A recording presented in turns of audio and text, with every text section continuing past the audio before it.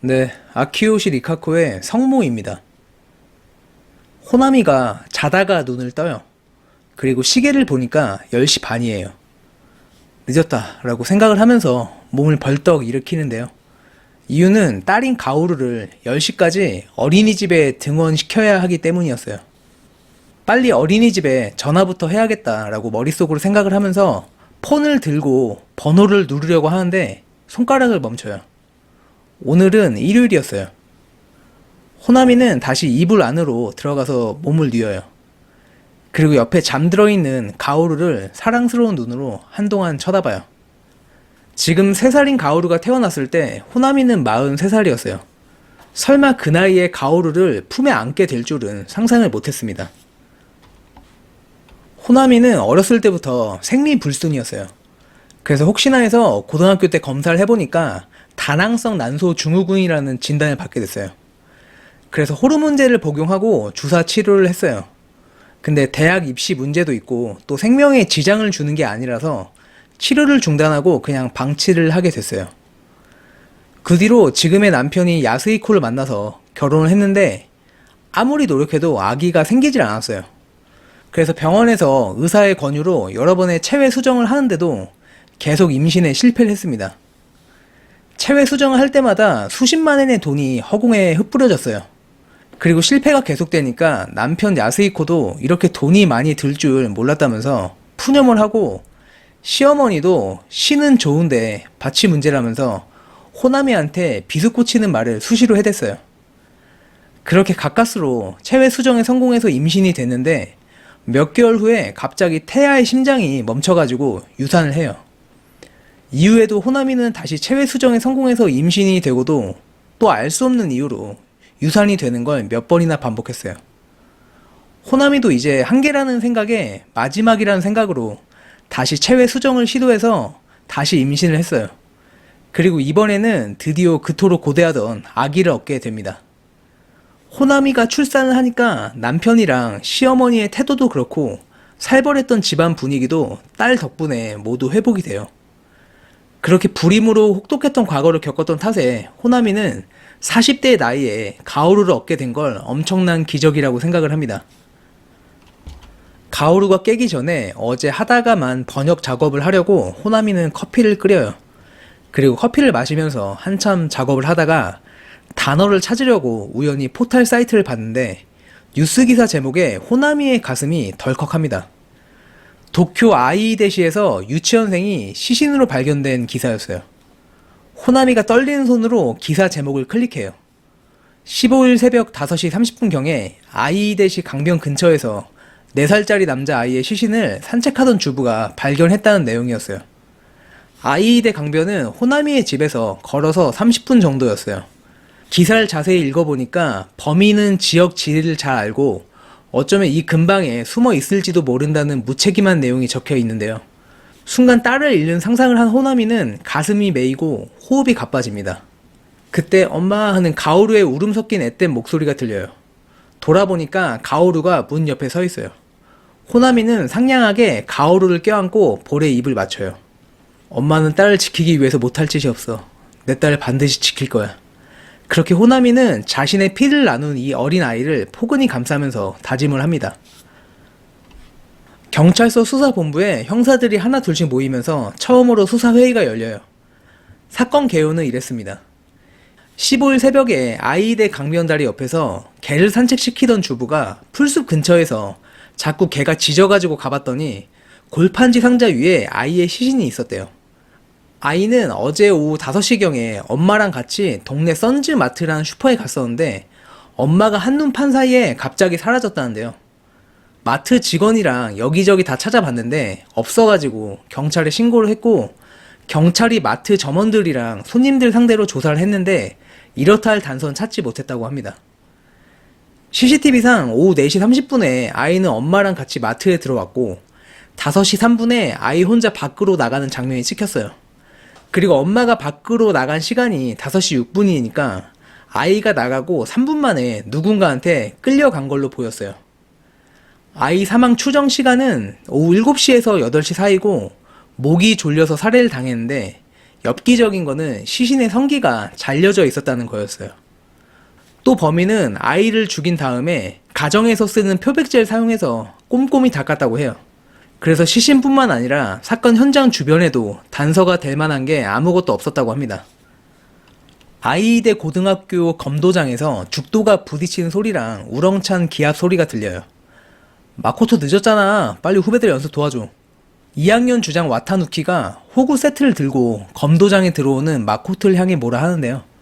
부주장인 마코토는 아 미안 하면서 알바 때문에 늦었다고 말하고는 검도복으로 갈아입고 후배들 연습을 도와줘요. 연습이 끝나고 땀투성이가 된 마코토한테 와타누키가 수고했다면서 샤워나 하러 가자고 해요.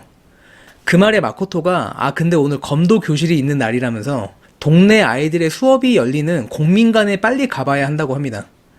그렇게 마코토가 호구 가방을 들고 교문을 나서는데 뒤에서 누가 마코토를 불러요. 뒤돌아보니까 다른 고등학교 교복을 입은 학생인데 슬쩍 얼굴을 보니까 꽤나 인기가 많을 타입이었어요. 그 애는 마코토한테 버스에서 항상 지켜봤다고 좋아한다고 말하면서 얼굴이 붉어지더니 눈가에는 눈물이 그렁그렁 맺혀요. 마코토는 아 이래서 여자는 성가시다니까 하고 속으로 혀를 쯧쯧 차요.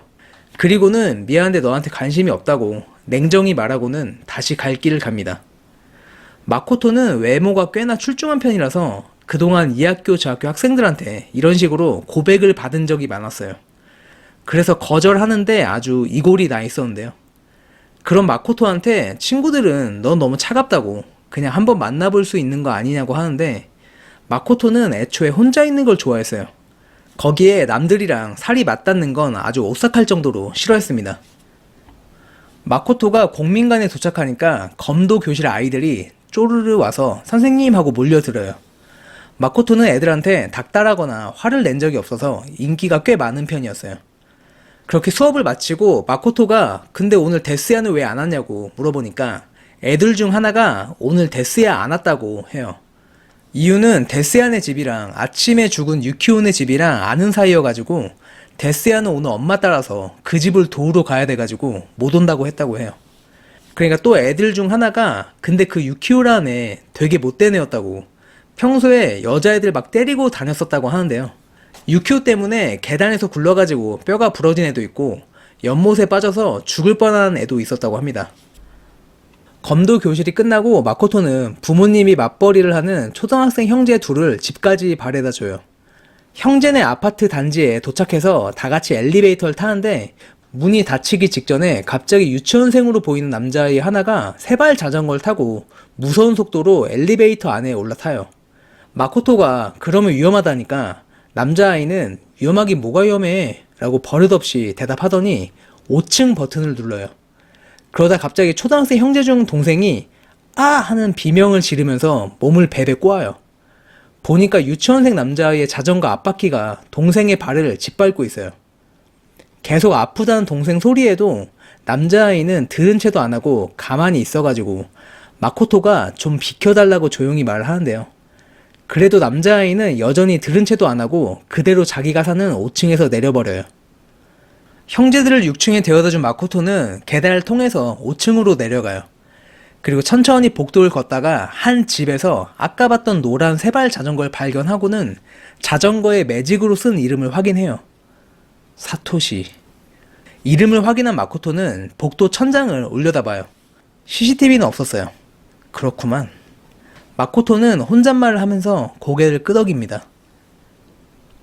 마코토가 집에 들어가니까 어머니가 저녁을 금방 해주겠다면서 기다리라고 해요. 마코토가 저녁을 먹고 있는데 TV에서 아이이데시 강변에서 유키오의 시신이 발견됐다는 뉴스가 나와요.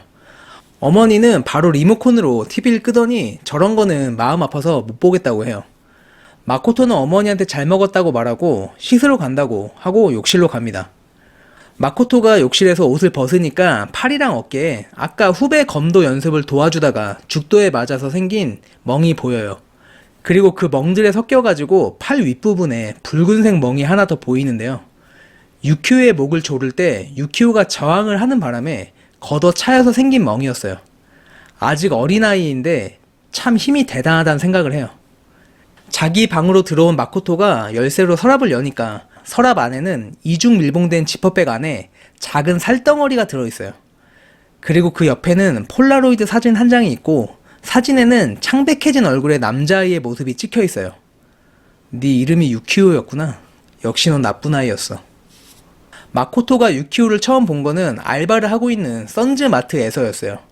그때 유키오가 과자가 진열된 통로를 뛰어다니면서 과자들을 바닥에 다 떨어뜨린 다음에 다시 반대로 돌아오면서 바닥에 떨어진 과자들을 하나씩 다 밟아버렸는데요. 마코토가 그만 좀 하라고 하니까 유키오는 그 자리에 서서 마코토를 째려보더니만 획 하고 가버렸어요. 그 뒤로도 유키오는 마트에 올 때마다 여기저기 뛰어다니면서 또 말썽을 부렸고, 마코토는 그런 유키오를 보면서 아무래도 이 아이를 언젠간 죽여야겠다는 생각을 했어요. 그리고 지난주 토요일에 드디어 그날이 찾아왔습니다. 그날 마코토가 쓰레기를 버리려고 뒷문으로 가는데 뒷문 옆에 유키오가 뿔이 난 얼굴로 서 있어요. 마코토가 무슨 일이냐니까 유키오 말이 아까 장난을 치다가 엄마한테 혼났다고 해요. 마코토는 드디어 때가 왔구나 싶었어요. 그래서 유키오한테 오늘 우리 집에 놀러 갈래? 라고 하니까 유키오는 정말이냐면서 좋다고 해요. 근데 엄마한테 혼나면 어떡하냐고 하는데요. 마코토는 엄마 몰래 가면 된다면서 유키오한테 저기 앞에 공원에 가면 화장실이 있으니까 거기 마지막 칸에 숨어 있으라고 해요. 그럼 자기가 이따 가서 노크를 5번 할 테니까 그때 문을 열라고 합니다. 마코토는 마트 일을 마친 다음에 2주 전에 검도 용품점에서 구입한 검도할 때 머리에 쓰는 거 있잖아요. 새 호구 가방을 들고 공원 화장실로 가요. 그리고 가장 안쪽 칸에 가서 5번 노크를 하니까 누구야? 하고 앳된 아이의 목소리랑 함께 문이 살짝 열려요. 마코토는 다급한 목소리로 지금 밖에 너네 엄마가 엄청 화가 나서 널 찾고 있다고 호구 가방의 지퍼를 열면서 엄마한테 안 들키게 빨리 이 안에 들어가라고 하는데요. 유키오는 이것도 일종의 놀이라고 생각했는지 즐거워하면서 호구 가방 안에 들어가요. 그렇게 마코토는 화장실에서 나와서 유키오가 들어가 있는 바퀴 달린 호구 가방을 유유히 끌고 갑니다. 밤 11시에 호나미가 얼추 작업을 마치고 자기 전에 위스키를 한 잔 마셔요. 그러다가 갑자기 아까 봤던 유치원생 살인 사건이 생각나서 방문을 열어서 딸이 잠들어 있는지를 확인해요. 괜찮아. 그런 사건 같은 거 우리한테는 안 일어나. 호나미는 그렇게 스스로를 계속 되뇌이는데도 이상하게 불안감이 멈추질 않아요. 위스키 잔을 들고 베란다로 가서 밖을 내다보는데요. 12층이라서 저 멀리에 있는 논밭이 보이고 그 뒤에는 이번 사건이 있던 강가도 보여요. 호나미는 왠지 모르게 저곳을 자세히 봐야겠다는 생각이 들어가지고 남편이 전에 쓰던 쌍안경을 가져와요. 편의점에서 대화를 나누는 남녀가 있는데 이렇게 보고 있으면 평소와 다름없이 평온한 동네였어요. 그렇게 호나미가 안심을 하고 쌍안경에서 눈을 떼려는 순간에 저기 아파트 어떤 동에서 남자 한 명이 빠져나가는 게 보여요. 근데 그 남자가 향하는 곳이 편의점이 있는 상가 쪽이 아니라 강가가 있는 방향이었어요. 이 시간에 그쪽으로? 그 남자는 점퍼를 입고 등이 구부정한 자세로 주변을 이리저리 살피면서 가로등 아래를 지나쳐 가는데요. 순간 그 남자가 손에 들고 있던 커다란 가방에서 뭔가를 꺼내는 게 보여요. 설마... 호나미는 후들거리는 무릎을 겨우 붙들고 거실로 들어가요. 그리고 스마트폰을 들고 112 버튼을 누릅니다. 사카구치 형사는 아침부터 온종일 담당 구역을 누비면서 조사를 했었는데요. 한 고령의 부인 말로는 사실 자기가 한 1년 전까지 이번에 죽은 유키오네 집 뒤쪽에 살았다면서 유키오가 아빠한테 맞는 걸 자주 봤었다고 해요. 경찰서로 복귀하는 사카구치 형사는 유키오의 아버지가 범인일 수도 있다고 생각을 하는 게 유키오는 평소 행동이 거칠어가지고 유치원에서 친구들을 자주 때리고 발로 찼었다고 해요. 그러면서도 교사들 말에 따르면 유키오의 팔이나 몸에서 멍 자국을 몇 번 본 적이 있어가지고 결국 경찰은 유키오의 아버지가 가장 유력한 용의자라고 생각을 해요. 그래도 사카구치 형사는 모든 가능성을 열어둬야 한다는 생각을 하는데, 왜냐면 오늘 선즈 마트를 조사해보니까 만약 마트 관계자가 범인이면 유키오를 쉽게 납치할 수도 있겠다는 생각을 했기 때문이었어요. 그때 형사 한 명이 회의실 문을 열고 들어오더니 조금 전에 수상쩍은 인물을 발견했다는 신고가 들어왔다고 합니다. 아이이데 고등학교 생물실에서 자신의 DNA 세포를 채취하는 실험을 하고 있어요. 조장이 마코토가 조원들한테 식염수를 입에 넣고 세포 채취하는 방법을 알려줘요. 그리고 각 병에 담긴 용액들을 하나하나 설명해 주는데요. 마코토가 이제 10분 동안 기다리면 된다고 하면서 모모코한테 시간 좀 재달라고 하니까 모모코는 응 하면서 마코토의 지시에 기뻐하면서 대답을 합니다. 이 지극히 평범한 고등학교의 일상이 마코토한테는 매우 소중한 시간이었어요.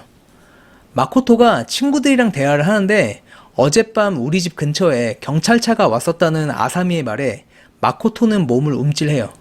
사실 마코토도 어제 시끄러운 사이렌 소리가 들려가지고 잠에서 깼어요. 그리고 바로 심장이 빨리 뛰면서 혹시 뭔가 증거가 될 만한 걸 남겼는지 또 뒤처리는 완벽하게 했는지 걱정을 했어요. 그래도 다행히 어제 마코토의 집을 찾아온 사람은 없었는데요. 아침에 어머니한테 넌지시 어젯밤에 경찰차가 왔었다고 혹시 무슨 일 있었냐고 물어봤는데 어머니는 그러냐면서 자기는 전혀 몰랐다고 대답을 했어요. 아사미 말로는 동네에 웬 수상한 남자가 있어서 신고가 들어왔었다고 해요. 근데 그 남자는 그냥 산책 중이어서 그대로 종결됐다고 합니다. 마코토가 조원들한테 컵을 너무 세게 흔들지 말라고 그럼 DNA가 끊어진다고 하니까 모모코가 감탄하듯이 마코토를 쳐다보면서 마코토는 어떻게 그런 걸 잘 알아? 라고 해요. 마코토는 애초에 DNA가 잘 끊어지고 잘 지워진다는 사실을 알고 있었어요. 그리고 집에서 쓰는 산소계 표백제가 DNA를 지우는데 탁월하다는 사실이랑 또 혈흔의 성분인 헤모글로빈도 깔끔하게 제거가 된다는 사실도 잘 알고 있어서 그래서 유키오를 살해한 다음에 유키오의 몸과 시신 훼손 현장인 집 욕실도 표백제로 꼼꼼히 닦았습니다. 마코토는 유키오만 죽이면 가슴에 끓어오르는 충동도 잦아들 거라 생각했어요. 유키오가 숨을 멈췄을 때 그리고 성기를 제거할 때 온몸에 퍼진 안도감이 영원히 계속되리라고 여겼는데 근데 그게 얼마 안 돼 사라졌고 지금은 다시 전에 봤던 사토시에 대한 사리가 불타올라요. 빨리 사토시를 죽여야 돼. 마코토는 버스 창문 너머에 사토시가 사는 아파트 단지를 바라보면서 그렇게 생각을 합니다. 호나미가 한밤중에 수상한 사람을 보고 신고한 지 사흘이 지났어요. 근데 지금까지도 TV나 신문에서는 관련 기사가 하나도 보도가 되질 않았어요. 안 되겠다 싶어서 경찰서에 전화를 걸어서 저번에 신고한 거 어떻게 진행되고 있는지 물어보는데요. 경찰은 사건 진행 상황에 대해서는 말을 해줄 수가 없다고 해요. 그래서 혹시 그 남자 체포 안 된 거냐고 사실 내가 신고자라고 말하고는 그 남자가 분명 유치원생 살해 사건 범인이라면서 얼른 체포하지 않으면 다른 희생자가 나올 거라고 단호하게 말을 해요. 그러니까 경찰이 왜 그 남자가 범인이라고 생각을 하냐는 물음에 호나미는 잠깐 머뭇거리다가 엄마의 직감이라고 대답을 해요. 경찰은 그러냐면서 근데 죄송한데 사건 진행에 대해서는 절대 말을 해줄 수 없다고 말을 하고는 전화를 끊습니다. 분명 그놈이 범인이 맞는데 호나미는 혼자 중얼중얼 거리면서 엄지 손톱을 깨물어요. 그리고 역시 경찰은 믿을 수 없다는 생각을 하고 있는데 자고 있던 딸 가오루가 깨어났는지 호나미를 부르는 소리가 들려요. 호나미는 가오루 옆에 누워서 더 자라고 이불 위로 가오루를 토닥거려주면서 이 아이랑 함께 보내는 평온한 일상에 먹구름이 들이우게 해서는 안 된다는 생각을 해요. 그리고 눈을 번쩍 떠요. 어느새 잠을 잤는지 벌써 한밤중이에요. 혹시 그 남자가 있을지 모른다는 생각을 한 호나미는 쌍안경을 들고 다시 베란다로 가서 밖을 관찰해요. 순간 둥근 시야 속에 낯익은 점퍼가 가로질러가요. 그 남자였어요. 이번에는 경찰에 신고하지 않고 저 남자가 이 야밤에 대체 뭘 하는지 그리고 어디에 사는지 직접 알아보기로 하고 조용히 집 밖으로 나갑니다. 호나미는 그 남자랑 적정거리를 유지하면서 발소리를 죽이면서 따라가요. 남자 손에는 검고 큰 가방이 들려 있는데 남자는 그대로 주택가를 벗어나서 널찍한 텃밭으로 들어가요.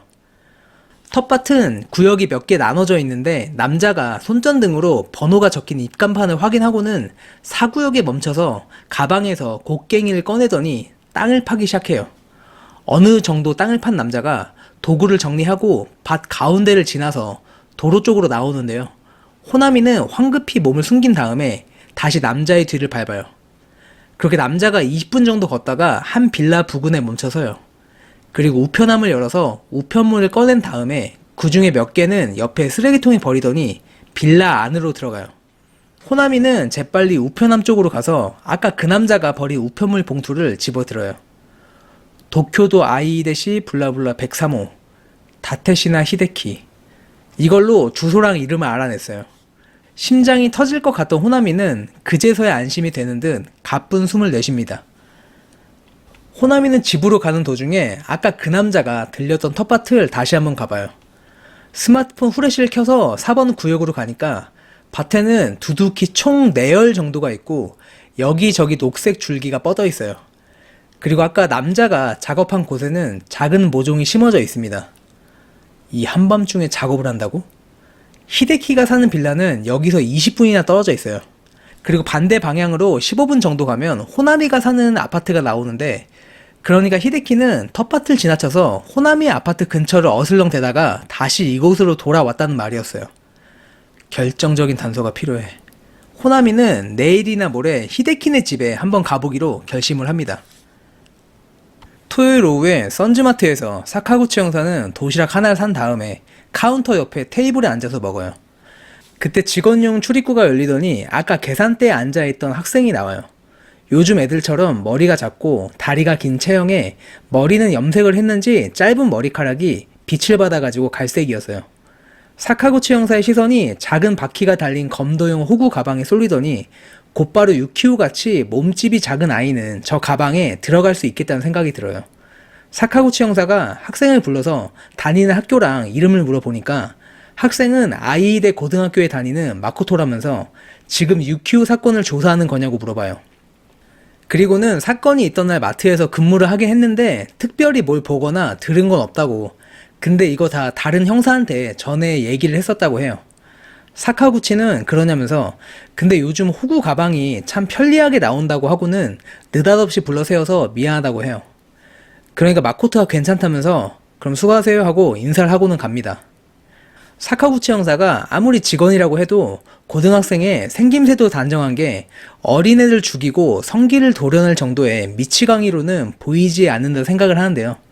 그때 저기 멀리서 웬 아이가 마코토를 보고는 선생님 하고 달려오는 게 보여요. 그 아이가 입고 있는 티셔츠 뒤에는 어린이 검도 교실이라고 적혀 있어요. 사카구치 형사는 혹시 유키오도 저 검도 교실에 가봤던 적이 있지 않을까 하는 생각을 합니다. 집에 도착한 마코토가 방문을 여니까 사토시가 게임 화면에 시선을 고정한 채 마코토한테 왔어? 하면서 반갑게 맞이해요. 가슴속에서 충동을 억누를 수 없었던 마코토는 오늘 아침에 선즈마트에 가기 전에 빈 호구 가방을 들고 사토시를 찾았어요. 마코토는 그동안 사토시가 자주 가는 곳을 파악해 뒀는데요. 그렇게 여러 장소를 돌아다닌 끝에 한 뒷골목에서 새끼 고양이 목에 줄을 감고 괴롭히고 있는 사토시를 발견했어요. 너 정말 못된 애구나. 전에도 여자애를 괴롭혔지?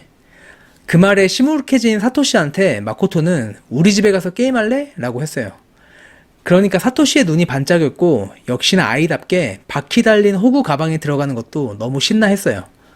마코토는 사토시한테 과자를 잔뜩 주면서 방에서 게임을 하고 있으라고 하고 선즈마트에 3시간 정도 알바를 하고 왔어요. 배고프다면서 과자 더 없냐는 사토시의 말에 마코토는 알았다고 말하고는 사토시의 등 뒤로 가서 무릎을 꿇어요. 그리고 왼쪽 팔을 사토시의 목에 걸고 힘을 집어넣어요. 바둥바둥 거리던 사토시의 팔꿈치가 마코토의 명치를 강타해요. 유키오 때도 그랬지만 아무리 어린 아이라도 힘이 어마어마하다는 걸 느껴요. 그리고 역시 죽이는 게 맞았다는 생각을 한 마코토는 팔에 더욱 힘을 줍니다. 마코토는 욕실에서 사토시의 옷을 모두 벗긴 다음에 손에 딱 맞는 라텍스 장갑을 끼고 수영 모자를 눌렀어요. 그리고 면도칼로 성기를 제거하고 지퍼백에 넣은 다음에 샤워기로 사토시의 몸에 뿌리고는 비누로 온몸을 닦아요.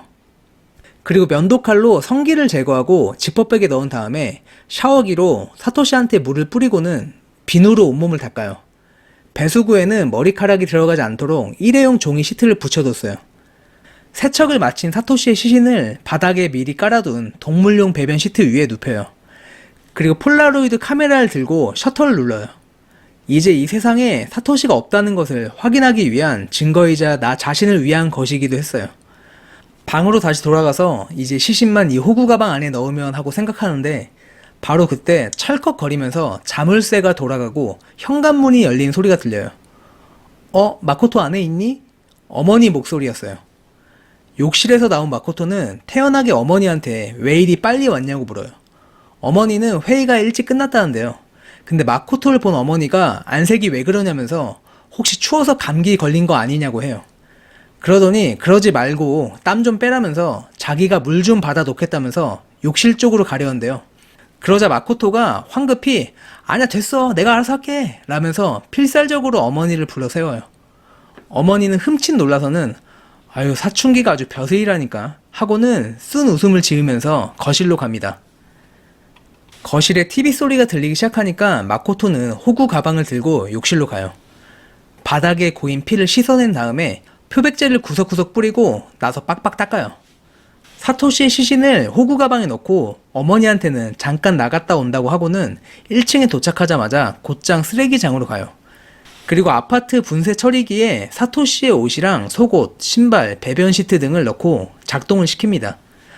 이번에 시신을 유기할 곳은 폐쇄된 병원 부지였어요.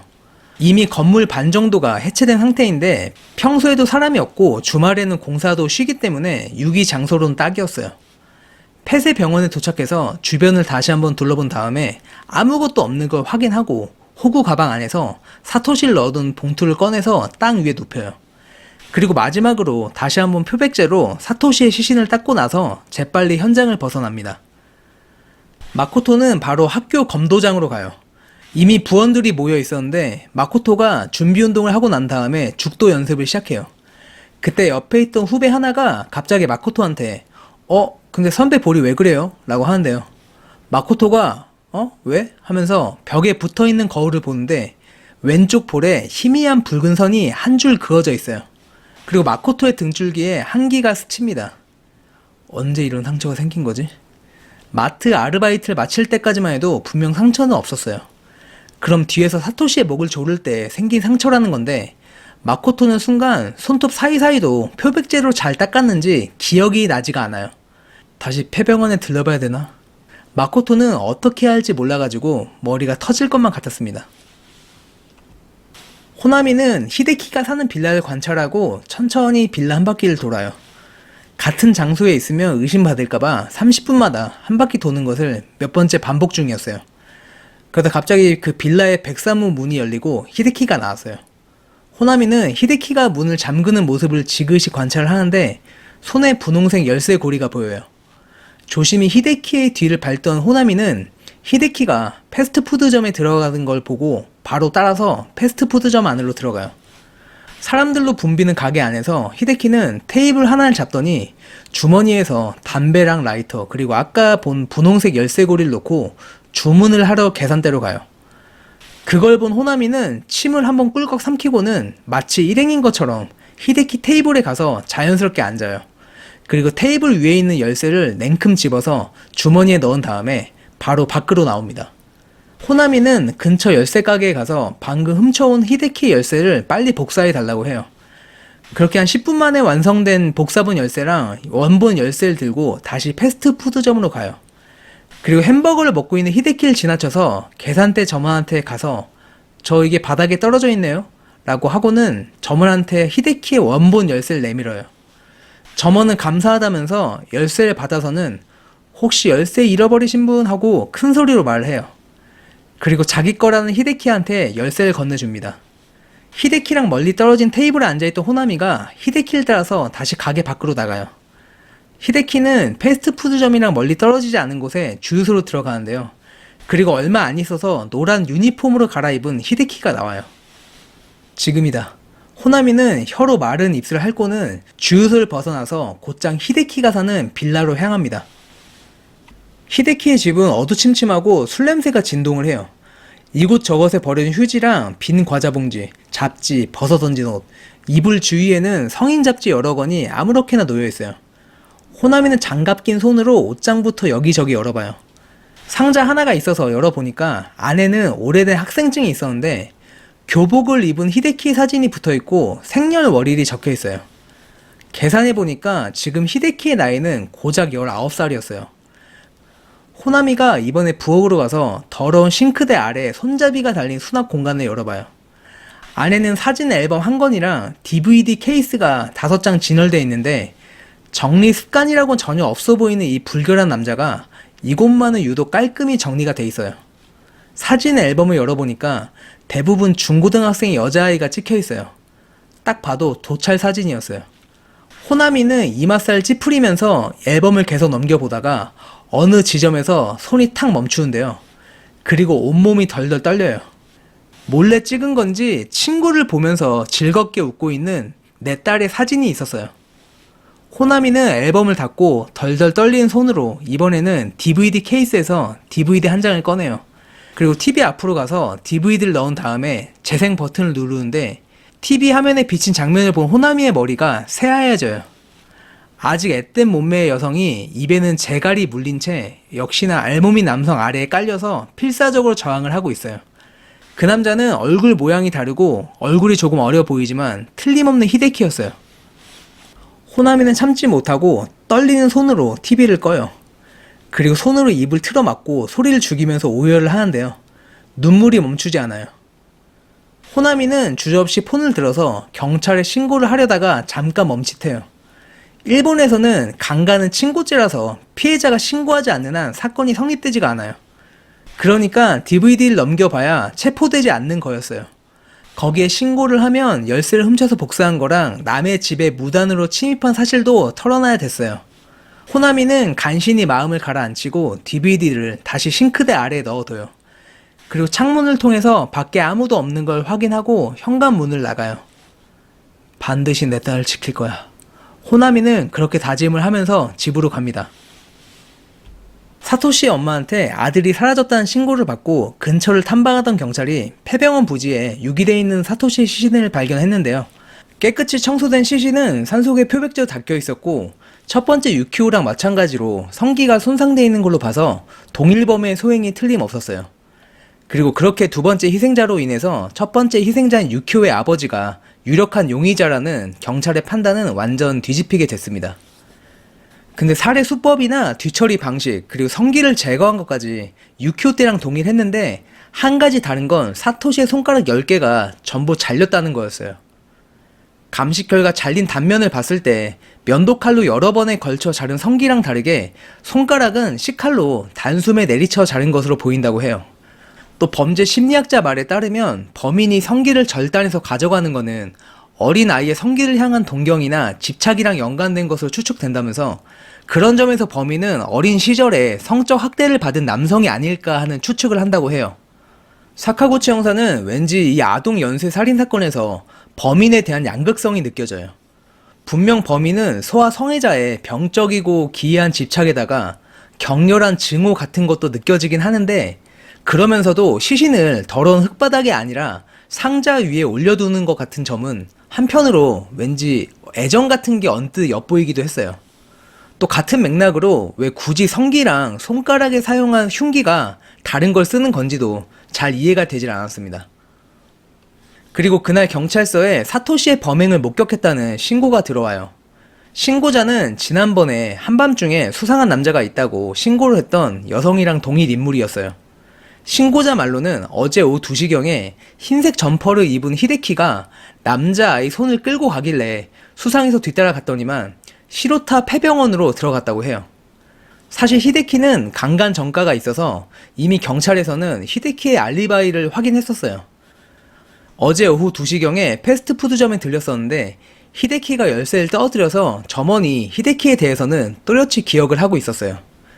그리고 식사 후에는 아르바이트를 하는 주유소로 곧장 가서 이후에 밤까지 일을 했다고 하는데 그 주유소에서 사토시의 유기 현장인 시로타 폐병원까지는 꽤 거리가 있어가지고 그 시간에 아이를 살해하고 시신을 처리하기가 어렵다는 게 경찰의 판단이었습니다. 사카구치 형사는 스포츠 용품점을 돌아다니면서 최근에 호구 가방이나 골프백 같은 대형 가방을 산 고객 구매 리스트를 보여달라고 해요. 리스트를 한참 살펴본 사카구치 형사는 왠지 낯익은 이름 하나를 발견해요. 다나카 마코토. 선지마트에서 알바를 하던 고등학생이었는데 보니까 마코토가 유키오가 납치당해서 살해된 날에 호구 가방을 구매했다고 적혀 있어요. 사카구치 형사는 그때 마트에서 마코토가 가지고 있던 호구 가방은 꽤 낡은 티가 나는 가방으로 기억을 해요. 그러니까 마코토가 그거 말고도 새 호구 가방을 하나 더 가지고 있다는 얘기였어요. 사카구치 형사의 머릿속에서 모호한 뭔가가 조금씩 형태를 갖춰가기 시작합니다. 오늘 마코토의 진로 상담이 있는 날이어서 어머니도 학교에 왔어요. 근데 마코토는 진로 상담 내내 사토시의 손톱 생각만 나는데요. 자기도 모르는 사이에 볼을 긁혔다면 손톱 사이에 자신의 피부랑 혈액이 남아있을 게 분명했어요. 그렇게 진로 상담을 대강 마치고 나오는데 어머니가 마코토한테 같이 차라도 마시고 가자고 해요.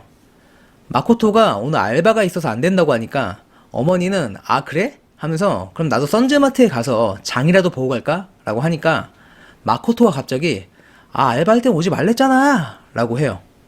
사토시의 손톱 때문에 신경이 날카로워져서인지 마코토가 평소답지 않게 신경질을 내요. 깜짝 놀란 어머니가 너 왜 그러냐고 무슨 일 있냐고 하니까 마코토는 휴 하고 한숨을 내쉬면서 어머니한테 화내서 미안하다고 말을 해요. 그러니까 어머니는 괜찮다면서 혹시 무슨 일 생기면 언제든지 엄마한테 말하라고 엄마는 늘 네 편이라면서 양손으로 마코토의 손을 부드럽게 감싸줍니다. 어머니가 가고 나서 마코토는 검도부실에 가요. 그리고 정들었던 이 검도부랑도 이제 곧 작별할지도 모른다는 생각에 눈시울이 뜨거워져요. 마코토는 그동안 일부러 뉴스 검색을 해보지 않았는데 지금은 상세히 알아야겠다 싶어서 스마트폰을 꺼내서 아이대시 유아 사례라고 키워드를 입력하고 뉴스를 검색해요. 그리고 충격적인 제목 하나에 마코토는 자기도 모르게 숨을 들이킵니다. 아이대시 유아 연쇄 살해 사건, 이번엔 손가락까지 절단. 손가락이 절단됐다고? 순간 다행이란 생각이 들었다가 바로 근데 대체 누가? 라는 당연한 의문이 머리를 스쳐요. 그때 폐병원에는 분명 마코토랑 사토시 시신 외에는 아무도 없었어요. 근데 그 누군가가 어떻게 알고 와서 사토시의 시신에서 손가락을 절단해 갔어요. 이유는 모르겠지만 어쨌든 덕분에 위기에서 벗어난 마코토 입장에서는 너무나 감사한 일이었어요. 그때 갑자기 문이 열리면서 친구인 와타누키가 들어와요. 그리고 여기서 뭐 하냐고 물어보더니만 갑자기 마코토의 볼을 가리키고는 여긴 또 왜 그러냐고 해요. 마코토가 고양이가 핥혔다고 하니까 와타누키는 웃으면서 조심해라 예쁜 얼굴 상할라 라고 말을 합니다. 마코토가 학교를 나서는데 근처 공원에서 장난스러운 남자의 목소리랑 어떤 여자아이의 흐느낌 같은 소리가 들려요. 그리고 마코토의 가슴속 깊은 곳이 술렁이기 시작하는데요. 안 돼. 더 이상 위험해. 심호흡을 여러 번 하면서 진정을 하려고 해도 격한 감정이 이제는 파도가 돼서 마코토의 가슴을 뚫으려고 해요. 왜 이러지? 유키오도 사토시도 죽었는데 딱 한 명만 더 할까? 라고 생각을 하면서 끊임없이 다투던 머리와 가슴이 드디어 타협을 합니다. 마코토는 주머니에서 스마트폰을 꺼내서 여자아이가 찍힌 썸네일 사진 여러 개 중에 하나를 클릭해서 재생해요. 파란색, 노란색 모자를 눌러 쓴 아이들이 어린이집 앞들을 달리고 있는데요. 영상 끝에는 고토미 어린이집 운동회라고 적힌 입간판이 보여요. 가오루 요시에 좀만 더 힘내! 교사가 결승점에 서서 붉은 깃발을 흔들면서 외치고 그 옆에서는 학부모들이 흐뭇해하면서 웃는 소리가 들려요. 그리고 지금 그 영상을 보고 있는 마코토도 입가에 미소를 짓는데요. 가오루. 그렇게 마코토는 혼잣말을 합니다. 화요일 새벽에 호나미는 히데키가 사는 빌라 앞에 서 있어요. 주변에 아무도 없는 걸 확인하고 장갑을 낀 다음에 가방에서 전에 복사했던 열쇠를 꺼내요. 뉴스에서 두 번째 희생자인 사토시의 시신이 발견됐다는 얘기를 듣고 호나미는 경찰에 히데키를 신고했어요. 히데키가 사토시를 끌고 갔다는 모습을 봤다고 하면 수사가 급물살 탈 줄 알았는데 근데 그 뒤로도 히데키가 체포됐다든지 하는 소식은 없었어요. 불현듯이 전에 히데키의 집에서 발견한 딸 사진이 떠올라서 호나미는 몸을 부르르 떨어요.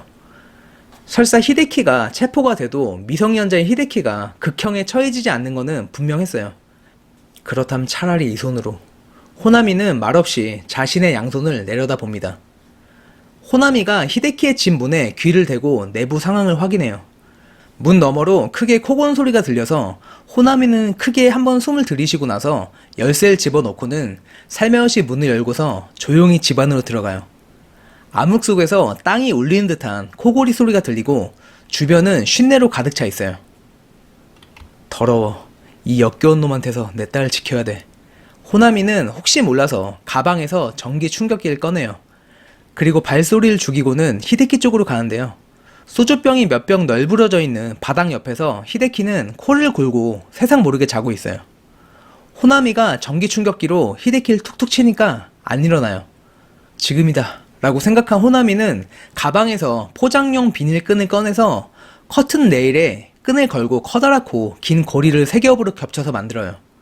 그리고 히데키의 머리를 조심스럽게 들어서 고리 안에 집어넣은 다음에 손을 떼니까 히데키의 머리가 베개에서 몇 센티 위로 뜬 상태에서 흔들거려요. 끈에 목을 맨 히데키는 괴로운 듯 한동안 신음소리를 내다가 거친 호흡이 몇 번 이어지는가 싶더니 갑자기 신음소리가 뚝 끊겨요. 호나미는 장갑을 벗고 히데키의 코 앞에 손을 갖다 대는데요. 호흡이 없어요. 됐다. 드디어 히데키한테 벌을 내렸어.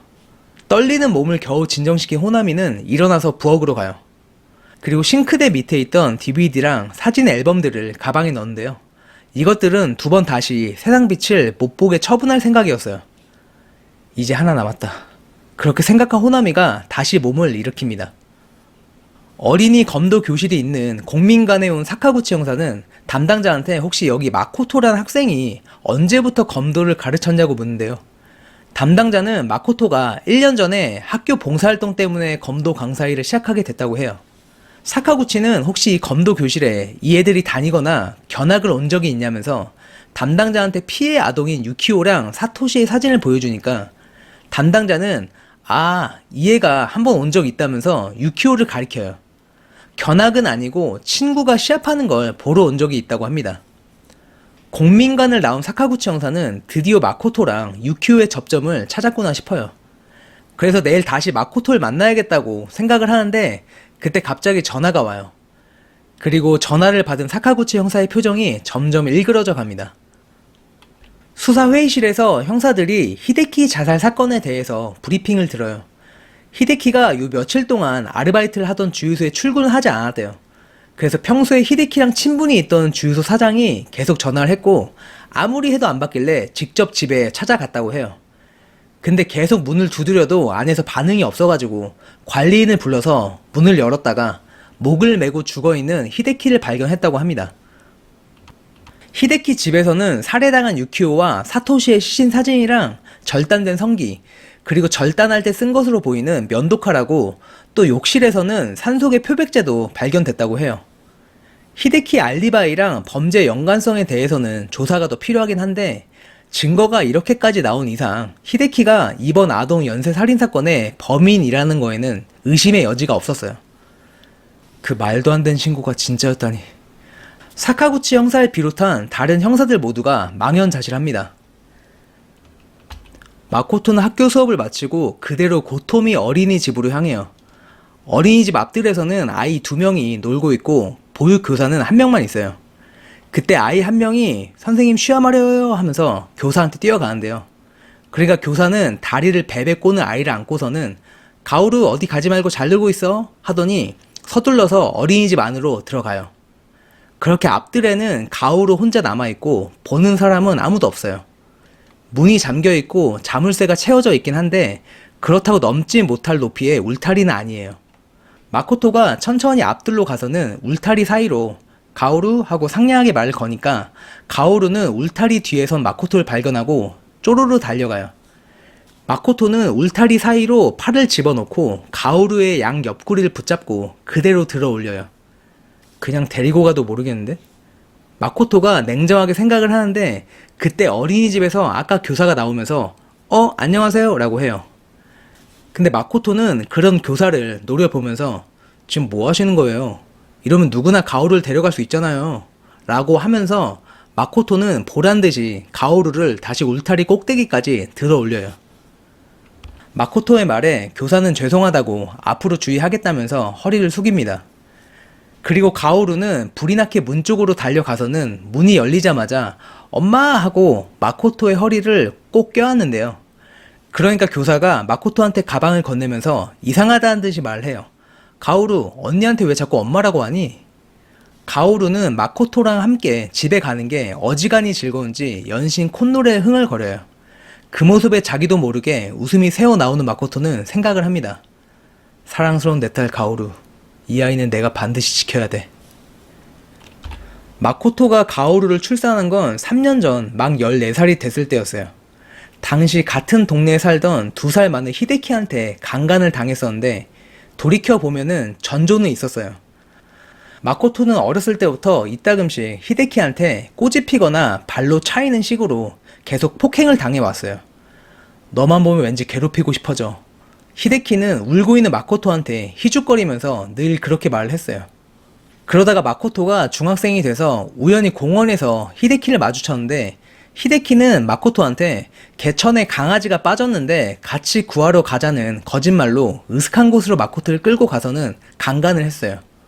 그리고는 영상을 촬영해 뒀다면서 다른 사람한테 말하면 바로 인터넷에 뿌려버릴 거라고 했어요.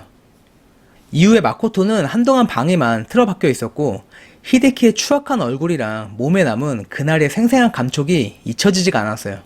그리고 마침내 견디지 못했던 마코토는 스스로 손목을 그었습니다. 다행히 목숨을 건진 마코토는 병원에서 어머니한테 히데키한테 강간당한 사실을 말했는데요. 히데키는 마코토랑 자기가 사귀는 사이라고 거짓말했고 히데키 부모는 경찰에 신고해도 쪽팔린 건 그쪽 딸이니까 신고하든 말든 알아서 하라고 하고는 그대로 가버렸어요. 퇴원을 한 이후에도 계속 방 안에만 틀어박혀있던 마코토는 어느 날부터 속이 메스껍기 시작하더니 화장실에서 계속 속에 있는 내용물을 모조리 개어냈어요. 임신이었습니다. 아기 낳자. 어머니는 진지한 얼굴로 마코토를 보면서 얘기했어요. 뭐? 낳자고? 엄마 제정신이야? 흥분한 마코토한테 어머니는 자기 말 좀 들어보라고 해요. 원래 마코토 너한테는 3명의 오빠랑 언니가 있었다면서 근데 계속 유산이 돼가지고 결국 그 아이들은 세상의 빛을 보지 못했다고 해요. 그리고 자기는 지금까지 그 아이들을 단 한순간도 잊은 적이 없었다고 하는데요. 그리고는 지금 마코토 뱃속의 아이는 반드시 너한테서 태어나야 하는 존재라고. 그리고 그게 어쩌면 너의 오빠 언니가 돌아온 걸지도 모른다면서 어머니는 앞으로 모든 건 자기가 다 할 테니까 마코토 너는 너의 인생을 다시 살라고. 그러니까 제발 뱃속의 아이한테 미래를 선사해 달라고 부탁을 합니다. 그렇게 어머니의 간곡한 부탁에 마코토는 결국 아이를 낳았는데 다행히 상상했던 것처럼 혐오감이 들거나 그러진 않았어요. 어머니는 아이한테 가오루라는 이름을 직접 지어주고 호적에도 가오루를 자식으로 넣었어요.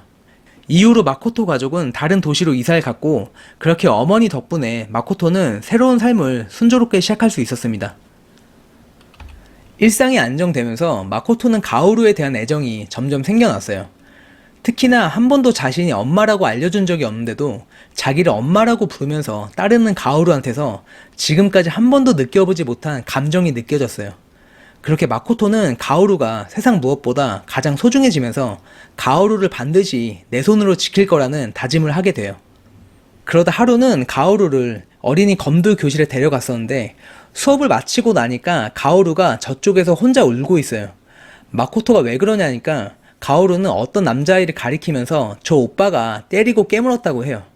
그 남자아이는 선즈 마트에서도 본 적이 있는 유키오였어요. 그리고 집에 와서 가오루를 목욕시키려고 옷을 벗겼는데 마코토의 가슴이 철렁하고 내려앉아요. 가오루의 허벅지 안쪽에 또렷하게 이자국이 나 있어요. 유키오가 가오루의 바지를 벗긴 다음에 허벅지를 깨문 게 확실했습니다. 순간 마코토의 가슴이 꽉 막혀요.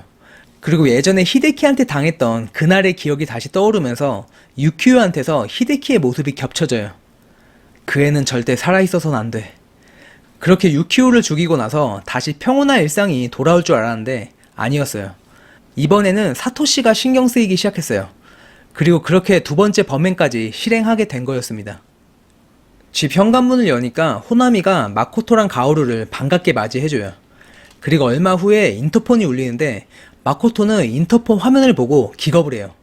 저번에 마트 앞에서 봤던 형사였어요. 사카구치 형사님이네? 태연하게 말하는 호나미한테 마코토는 엄마가 어떻게 형사인 줄 아냐니까 저번에도 한번 왔었다면서 호나미는 잠깐만요 하고는 현관문으로 가고 마코토는 얼른 증거를 없애야겠다는 생각에 서둘러서 자기 방으로 들어가요. 그렇게 초조한 마음으로 서랍에 열쇠를 찔러놓고 돌린 다음에 서랍 문을 여는데 안이 텅 비었어요. 어젯밤까지는 분명히 시신 사진이랑 잘라낸 성기가 있었어요. 마코토는 경악을 하면서 서랍을 빼내고 다시 확인을 하는데 순간 희미하게 표백제 냄새가 코를 찔러요. 그때 뒤에서 호나미가 마코토 뭐하니? 라고 하더니 급하게 뒤돌아보는 마코토한테 호나미가 웃으면서 형사님이 그러는데 범인 잡았대 라고 해요. 그리고 아무 말도 못하고 벙쪄있는 마코토한테 놀라지 말라고 범인이 히데키라면서 근데 자살했으니까 안심하라고 해요. 자살이라고?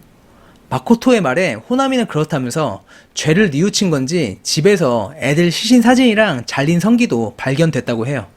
그리고 호나미는 사실 자기가 히데키 그놈이 사토시를 납치하는 걸 보고 신고했었다면서 그래서 사카구치 형사님이 확인차 찾아온 거라고 합니다. 순간 마코토의 머릿속에 모든 퍼즐이 맞춰져요. 누가 사토시의 손가락을 잘랐는지, 누가 내 서랍에 증거를 없앴는지, 그리고 누가 히데키를 죽였는지, 또 누가 증거들을 히데키네 집에 갖다 둔 다음에 자살로 위장을 했는지, 딸을 위해서라면 모든 걸 할 수 있는 바로 어머니였어요. 이걸로 모든 게 해결됐어. 마코토, 이제 걱정하지 않아도 돼. 그렇게 호나미가 인자한 미소로 마코토를 안아주면서 이야기는 끝이 납니다. 네, 제가 최근에 좀 업로드를 못했었는데 좀 일이 좀 바빴고요. 그리고 또 제가 최근에 공부를 좀 시작한 게 있어가지고 그 공부 좀 하느라 사실 핑계고 게을러서 못했습니다. 네, 근데 앞으로도 자주는 못 올릴 것 같습니다. 물론 그동안도 자주 올린 건 아니지만 네, 그래도 간간히 짬 나은 대로 재밌는 작품 한번 올려보도록 하겠습니다. 네, 감사합니다.